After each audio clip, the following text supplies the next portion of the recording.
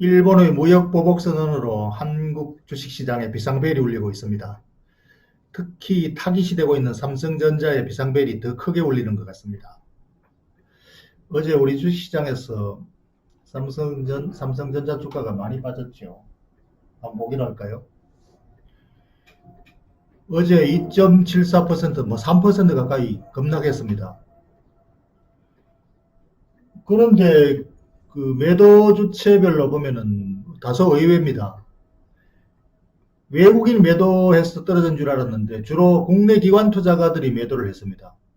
그 중에서도 특히 연기금이 매도의 주력입니다. 특히 최근 3일 동안 계속 매도했네요. 의외로 외국인이 계속 매수를 하고 있습니다. 이 주식시장에 비상벨이 울리고 삼성전자에 비상벨이 울리는데 왜 외국인이 매도를 하지 않고 국내 기관들이 매도를 하죠? 비상벨에 탈출구로 제일 먼저 달려간 펀드 매니저들이 외국인이 아니고 국내, 그것도 연기금 펀드 매니저들입니다. 투자자의 매도 기준은 주로 투자 대상 기업이 기업 가치가 매우 중요하게 훼손될 위험이 있거나 또는 성장이 끝났거나 이런 큰 펀더멘탈 변화가 있을 때 이루어지는 거죠. 그때는 비상구로 탈출해도 됩니다. 그런데 지금 현재 이 상황이 과연 그런 상황에 해당되는가를 한번 진단해 봐야 되겠죠. 현재 이 무역 보복으로 인해서 일어날 기업의 문제, 닥칠 문제는 부품 공급의 장애죠. 일부 장애 때문에 이 기업의 성장이 멈춰버릴까요? 그 수많은 부품들 중에서 일부 부품 장애가 일어난다고 기업 성장이 멈춰버릴 것 같으면 당초 이런 세계적인 우량 기업으로 성장할 수가 있었을까요? 그리고 그만큼 기업이 커지면 기업은 또 그만한 힘이 있기 때문에 어쨌든 역풍을 헤쳐서 나아가게 되어 있습니다. 그래서 쉽게 웬만한 장애에 무너지는 상황까지 그런 파탄에 이르는 경우까지 잘 가지 않는 거죠. 그리고 두 번째로 삼성전자는 엄청난 트렌드의 그 배를 타고 있습니다. 그 트렌드가 바로 클라우드 세상이죠. 전 세계가 지금 클라우드 4차 산업혁명으로 나아가고 있고 거기에 기반이 되는 반도체의 공급 기지가 되어 있죠. 그래서 이러한 클라우드 트렌드가 변화가 되었다. 트렌드가 바뀌었다. 또는 트렌드가 유턴했다. 이렇게 되면은 기업의 성장이 멈춰버릴 겁니다.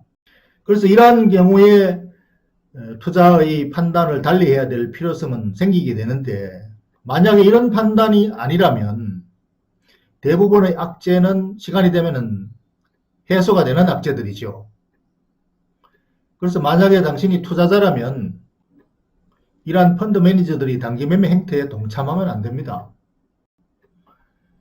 이 악재가 그러면은 단기간에 조만간에 해결될 수 있을까? 이걸 또 한번 봐야 되겠죠.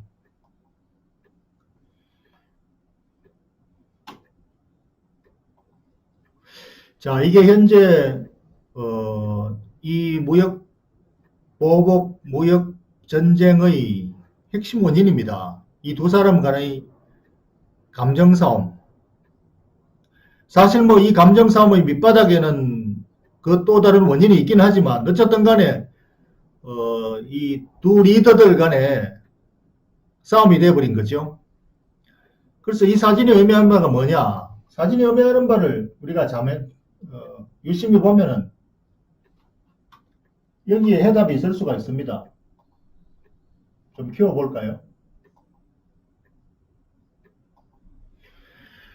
이 무역보복이라는 게 어쨌든 감정싸움에서 일어난 거고 촉발된 거고 그 무역보복은 해봐야 싸워봐야 아무런 실익이 없는 싸움입니다. 그야말로 사소한 감정싸움이 이렇게 번져버린 거죠. 그래서 감정싸움은 감정을 풀면 해결되는 거죠. 두 국가 간에 싸워봐야 아무런 실익이 없는 싸움을 왜 하느냐. 미중 무역전쟁은 실익을 위해서 싸우는 거죠. 미국이 무역에 대한 불이익을 더 이상 방치하지 않겠다, 이익을 찾겠다고 하는 데서 싸움이 일어나는 거고, 그것은 싸우면은 미국에 이익이 되기 때문에 하는 것이고, 이것은 둘이 서로 간에 피해만 오는 거죠. 그래서 이것은 감정 싸움을 멈추면 된다. 그리고 그것은 이 두 사람의 외면한 일구를 돌리기만 하면 되는 거죠. 이 돌리기만 하면 풀리는 간단한 해법이 있는데 지금 안 하고 있는 것 뿐입니다. 감정이 상해서. 그래서 이것은 지금 해결될 수 있는 문제라는 것이 첫 번째, 조만간 해결될 가능성에 배팅을 하는 거고, 할 수 있는 거고, 두 번째로는 이러한 감정 싸움이 오래 가면은 감당을 못하는 결과가 나온다. 오래 끌면은 치명적이다. 이건 어떤 감정 싸움도 마찬가지입니다. 사소한 감정 싸움이 엄청난 파국으로 갈 수가 있는 위험을 안고 있는 거죠.